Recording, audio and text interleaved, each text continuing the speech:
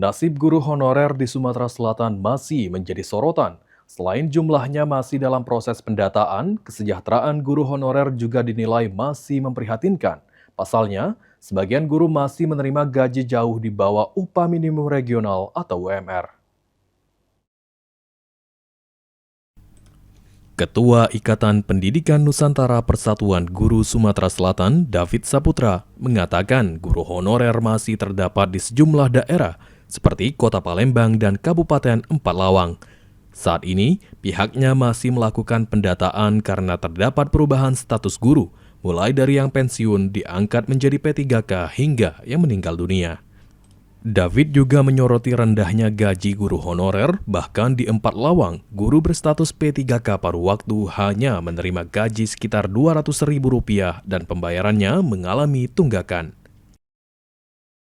Ada contohnya salah satu di daerah Empat Lawang, di Palembang juga ada di salah satu SD di Kota Palembang, dan itu honorernya masih kecil, tergolong kecil. Kenapa saya bilang seperti itu? Karena fakta di lapangan, contoh saja di Empat Lawang itu mereka paruh waktu di SK paruh waktu, namun dibayar dengan gaji Rp200.000 per bulan seperti itu.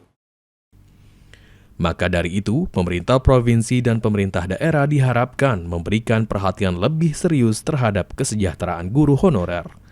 Ilham Wahyudi, PAL TV.